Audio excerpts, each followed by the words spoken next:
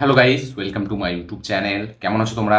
এখন আমরা কথা বলবো হচ্ছে বলিউডের একটি হরর ফিল্মে, যেটার নাম হচ্ছে ছোড়ি। যেটা ফার্স্ট পার্ট, যেটা 2021-এ রিলিজ হয়েছিল 26শে নভেম্বর, স্টারিং নুসরাত ভরুচা। এই ফিল্মটার ডিরেক্টর তার নাম হচ্ছে ভিশাল ফুরিয়া। এবং এই ফিল্মটা, ঠিক আছে, এই ফিল্মটা অ্যাকচুয়ালি একটা রিমেক ফিল্ম, একটা মারাঠি ফিল্মের। তো সেই ফিল্মটা কি, অরিজিনাল ফিল্মটা কি, সেটা কবে রিলিজ হয়েছিল, সেই সব নিয়ে কথা হবে। ফিল্মটা আমার কিরকম লাগলো, কালকেই আমি দেখলাম ফিল্মটা, কারণ রিসেন্টলি ছোড়ি 2 বেরিয়েছে। তো ছোড়ি 2 দেখার আগে আমি ভাবলাম ছোড়ি 1টা দেখি। ছোড়ি 1-এর কথা অতটা মনে ছিল না। তো ফাইনালি এখন ফিল্মটা দেখলাম, কেমন লাগলো এই ফিল্মটা, কি এক্সপিরিয়েন্স পেলাম আমি, এবং কতটা হরর ভাইবস আমাকে দিল, সেসব নিয়ে কথা হবে। চলো ভিডিওটা শুরু করা যাক। তো কেমন হলো ছোড়ি 1?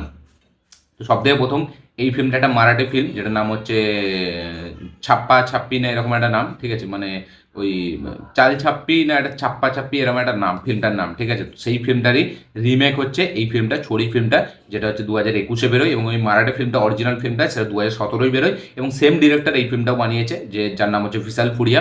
তো এবার এই ফিল্মটার মেন গল্পটা হচ্ছে যে এইখানে মানে একটা চাইল্ড কিলিং একটা দেখিয়েছে, মানে একটা গ্রাম আছে, ঠিক আছে, সেখানে একটা প্রথা আছে যে সেখানে ছেলে হলেই মানে বংশের নাম উজ্জ্বল করে, এবং মেয়েরা হলে তাদেরকে মেরে দেয়, ঠিক আছে, মানে জন্ম অবস্থা, মানে যখন তারা পেটে থাকে সেই অবস্থায় তাদেরকে মেরে দেওয়া হয়। তো এবার এই গল্পটার উপর বেস্ট করে এই সিনেমাটি বানানো। এবার এই গল্পটার সাথে নুসরাত ভরুচা, মানে এই প্রথাটার সাথে নুসরাত ভরুচা তার ক্যারেক্টারটা কীভাবে যোগ হচ্ছে, কীভাবে সেই গ্রামটাই আসছে, সেসব দেখার জন্য এই ফিল্মটা দেখতে হবে।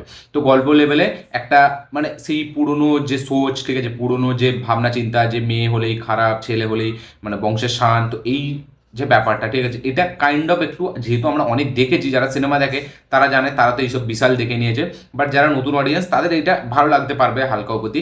বাট এই ফিল্মটা যেটা সব থেকে খারাপ আমার লেগেছে, সেটা হচ্ছে এই ফিল্মের প্রেজেন্টেশন, এই ফিল্মের এক্সিকিউশন খুব খারাপ। এবং তাই জন্য এক লাইনে যদি আমি এই ফিল্মটা রিভিউ করি, ছোড়ি ফিল্মটা আমার জন্য খুবই একটা বেকার, খুবই একটা বিলো অ্যাভারেজ ফিল্ম মনে হয়েছে, ঠিক আছে। ফিল্মটা আমার একদম ভালো লাগেনি। ফিল্মটা যেভাবে স্টার্ট হয়, আমি দেখে একটা ইউনিক কনসেপ্ট আমার মনে হচ্ছিল। এবং ছোড়ি 2 রিসেন্টলি সেটা কাইন্ড অফ একটা ভালো পজিটিভ ওয়ার্ড অফ মাউথই পাচ্ছে, আমি যাদের কাছে দেখছি, মানে শুনছি, তাদের দিয়ে পজিটিভ ওয়ার্ড অফ মাউথই পাচ্ছি। তো আমি সেই এক্সপেকটেশনে যে ছোড়ি 1টা তার মানে বেটার হয়েছে, ওই জন্যই ছোড়ি 2টা বার করার পর এতটা নাম হচ্ছে। তো আমি সেই এক্সপেকটেশন নিয়ে বসেছিলাম। বাট ফিল্মটা পুরো দেখার পর আমি এটুকুই বলবো, খুবই বিলো অ্যাভারেজ, খুবই বেকার একটা ফিল্ম, বেকার একটা হরর ফিল্ম। এই ফিল্মটা হরর বলাই যায় না, হররের কোনো এলিমেন্টসই নেই, ঠিক আছে। খুব ফালতু একটা এক্সিকিউশনের সাথে আসা ফিল্ম হচ্ছে ছোড়ি ফিল্ম। ফিল্মটা যেভাবে স্টার্ট হয়, স্টার্টিং সিকোয়েন্সটা যেভাবে দেখায়, আমার একটা এক্সাইটমেন্ট তৈরি হয় যে আমি হরর কিছু না দেখলেও হয়তো এমন কিছু ফ্ল্যাশব্যাক স্টোরিতে এমন কিছু দেখতে পাবো যেটা কিনা আমাকে দারুণ এক্সাইটমেন্ট দেবে, প্রোভাইড করবে। বাট আমি এখানে পুরো ফিল্মটা এগোচ্ছে এগোচ্ছে, আমি ভাবছি এই হোক। এবং আমি রাতের বেলা দেখছি, ঠিক আছে, যখন আমার মানে রাতের বেলা আমার সিনেমা দেখতে, হরর সিনেমা দেখতে একটু ফাটে, ঠিক আছে, তখন আমি এই সিনেমাটি দেখছি। বাট এই সিনেমাটি দেখার সময় না সেই এলিমেন্টসগুলোই নেই ফিল্মের মধ্যে, বা সেই মুমেন্টসগুলোই নেই যেগুলো আপনাকে খুব স্ক্যারি একটা মুমেন্টস দেবে, খুব জাম্প স্কেয়ার দেবে, খুব দারুণ একটা হরর ভাইবস দেবে। সেরকম কিছুই নেই এই ফিল্মটায়, ঠিক আছে, যে আপনাকে প্রচুর ভয় থাকবে। এই ফিল্মটা আপনি একাও খুব ইজিলি মানে আরামসে একটা থিয়েটারে একা বসেও দেখে নিতে পারবেন, মানে এরকম টাইপের একটা ফিল্ম। হ্যাঁ, হরর ফিল্মের সাউন্ড ইফেক্টটাই খুব মানে আপনাকে ভয় দেখাবে যতটা কিনা ভিজুয়াল। বাট এখানে সাউন্ড ইফেক্ট ভালো, বাট সাউন্ড ইফেক্ট অনুযায়ী যেরকম সিনস হওয়া দরকার সেরকম সিনস নেই। এবং পুরো সিনেমাটা জুড়ে একটাও কোনো সেরকম স্কেরি মুভমেন্টস নেই যেটা হেভি আপনাকে জাম্প স্কেয়ার দেবে, হেভি আপনাকে ভয় দেখিয়ে দেবে, সেরকম কোনো সিন নেই। এবং এই ফিল্মের এই যে ফ্ল্যাশব্যাক পোর্শনটা, যে আমরা সবসময় জানি যে হরর ফিল্মে কোনো না কোনো একটা ফ্ল্যাশব্যাক পোর্শনই থাকবে, যার জন্য তার আত্মাটা, ঠিক আছে, এরকম করে। এটা তো আমরা সকলেই জানি, ছোটোবেলা থেকে দেখে এসেছি, সে 90-20 থেকে হোক বা হন্টেড থেকে হোক, বা প্রত্যেকটা সিনেমায় কোনো একটা ফ্ল্যাশব্যাক স্টোরি তো থাকবেই, যার কারণে সেই আত্মাটা এরকম করে।